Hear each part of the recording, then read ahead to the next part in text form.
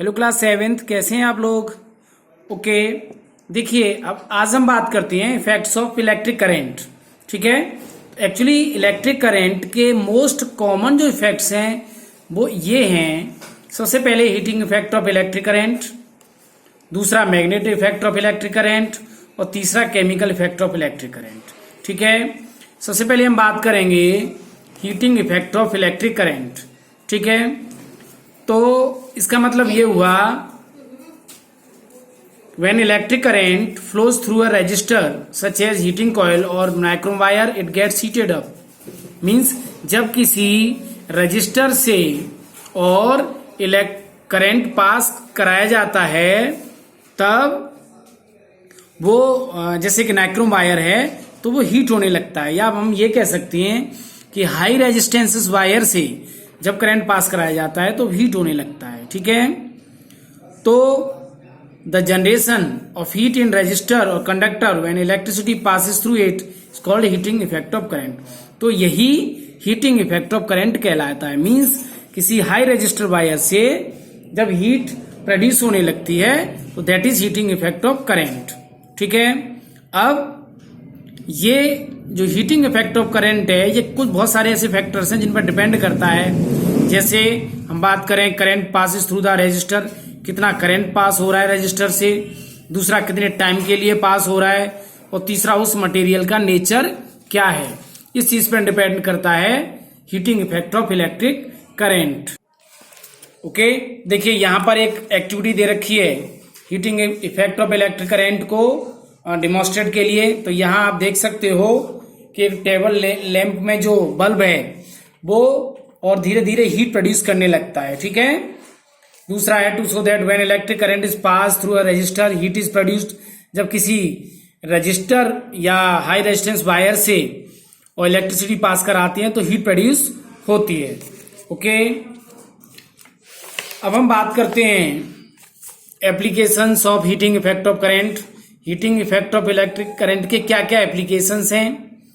तो सबसे पहले इलेक्ट्रिकल हीटिंग अप्लायंसेस, जो ऑल इलेक्ट्रिकल हीटिंग अप्लायंसेस हैं, ठीक है, वो सारे के सारे हीटिंग इफेक्ट ऑफ करंट पे बेस्ड होते हैं। ओके, जैसे इलेक्ट्रिक आयरन है, वाटर हीटर है, गीजर है, रूम हीटर है, टोस्टर है और कुकिंग रेंज की जितनी भी अप्लायंसेस हैं, ठीक है, ये सारे के सारे heating effect of electric current पे बेस्ड होते हैं। ठीक है, ऐसे ही और इन सब में क्या होता है, नाइक्रोम वायर या हाई रेजिस्टेंस वायर यूज होता है। ठीक है, हम बात करते हैं इलेक्ट्रिकल फिलामेंट बल्ब। तो जो ग्लास सेल होता है इलेक्ट्रिक बल्ब का, उसके अंदर एक फिलामेंट होता है और ये जो फिलामेंट होता है ये बहुत पतले हाई रेजिस्टेंस टंगस्टन वायर का बना होता है।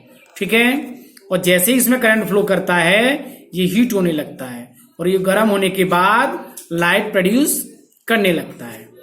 इसके अलावा इलेक्ट्रिक फ्यूज, ये इसका एक क्वेश्चन भी है, इलेक्ट्रिक फ्यूज क्या होते हैं। तो actually electric fuse is safety device which prevents damage to the electrical appliances in possible fire. ये इलेक्ट्रिकल अप्लायंसेस को डैमेज होने से बचाते हैं और उनमें आग लगने से बचाते हैं। ठीक है, यहां कुछ फ्यूज दिए गए हैं।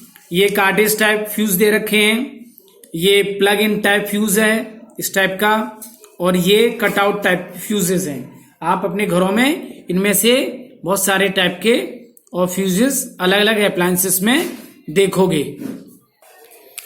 Fuse wire is made from low melting alloy.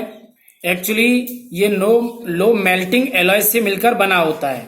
ठीक है, when large current passes through the circuit, जब सर्किट में लार्ज करंट पास होता है तो ये जो फ्यूज वायर होता है हीट होने के बाद मेल्ट हो जाता है और उसकी वजह से जो सर्किट है वो ब्रोकन हो जाता है या करंट पास होना बंद हो जाता है और इलेक्ट्रिक अप्लायंसेस डैमेज होने से बच जाते हैं। ये बहुत इंपॉर्टेंट है कि फ्यूज वायर कहाँ लगाया जाता है। तो fuse is placed in the live wire. Fuse हमेशा लाइव वायर में लगाया जाता है। ठीक है, और दूसरी बात यह है कि फ्यूज हमेशा प्रॉपर रेटिंग का होना चाहिए। ओके, रेटिंग कम या ज़्यादा नहीं होनी चाहिए, ठीक है।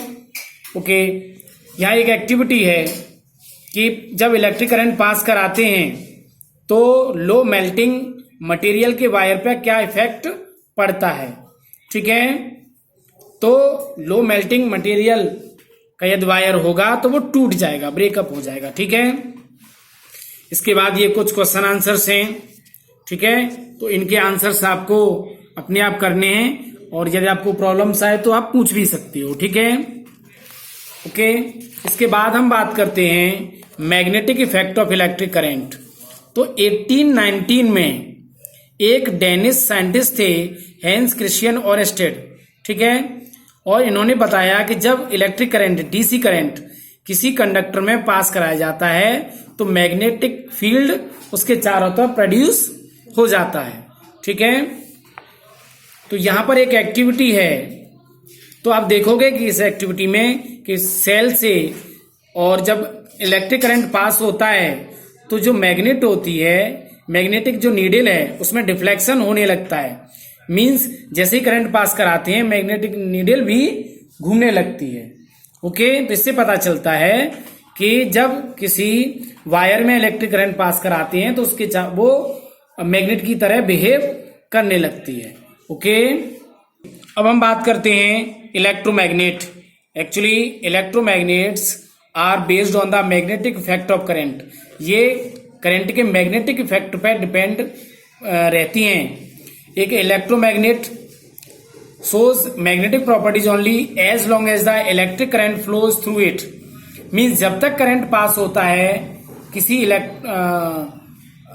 इलेक्ट्रोमैग्नेट में तब तक ही वो इलेक्ट्रोमैग्नेट की तरह काम करती है। जैसे ही करंट हम पास कराना बंद कर देते हैं उसका मैग्नेटिज्म खत्म हो जाता है, ठीक है। इसलिए हम इसको परमानेंट मैग्नेट न बोल के टेम्परेरी मैग्नेट कहते हैं, ठीक है। और इसको बहुत आसानी से बनाया भी जा सकता है। तो हम ये कह सकते हैं electromagnet is usually prepared by winding a large number of turns of an insulated copper wire on a soft iron core. एक सॉफ्ट आयरन कोर लेके उस पर जब कॉपर के वायर को लपेट देते हैं और फिर उसमें जब करंट पास कराया जाता है तो वो इलेक्ट्रोमैग्नेट की तरह बिहेव करने लगती है, ठीक है। यहां पर यह बताया गया है इस एक्टिविटी में कि किस तरीके से वो कौन कौन से फैक्टर हैं जो इलेक्ट्रोमैग्नेट की स्ट्रेंथ को बढ़ा सकते हैं। तो यहां आप डायग्राम में देखोगे कि यदि हमने क्या किया है, यहाँ कॉपर वायर लपेट लिया है, ठीक है। जितने ज्यादा टर्न्स हम इसमें बढ़ा लेंगे उतनी ही ज्यादा मैग्नेटिक इफेक्ट बढ़ जाएगा, ठीक है। या जितनी स्ट्रांग बैटरी हम लगा लेंगे उतना ज्यादा मैग्नेटिक इफेक्ट इसका बढ़ जाएगा। तो ये कुछ फैक्टर्स हैं जिनसे इलेक्ट्रोमैग्नेट की स्ट्रेंथ बढ़ जाती है। ओके, अब हम बात करते हैं यूजेस ऑफ इलेक्ट्रोमैग्नेट। तो इलेक्ट्रोमैग्नेट के क्या क्या यूजेस हैं। सबसे पहले लिफ्टिंग हैवी लोड्स को उठाने के लिए। मींस इलेक्ट्रोमैग्नेट्स बहुत ज्यादा भारी सामान को उठाने के लिए क्रेन्स में यूज होते हैं, ठीक है। हॉस्पिटल में जो आई सर्जन होते हैं वो और आयरन के जो स्प्लिंटर्स होते हैं आई से उनको रिमूव करने के लिए इलेक्ट्रोमैग्नेट का यूज करते हैं। और ऐसे ही नॉन मैग्नेटिक सब्सटेंसेस से आयरन को निकालने के लिए भी मैग्नेट का यूज होता है। इसी तरीके से कुछ इंस्ट्रूमेंट्स हैं, ठीक है। इंस्ट्रूमेंट्स जैसे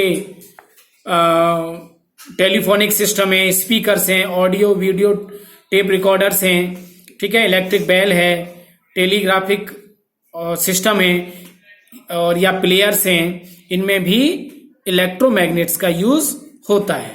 ओके, चलिए अब हम बात करेंगे इलेक्ट्रिक बेल।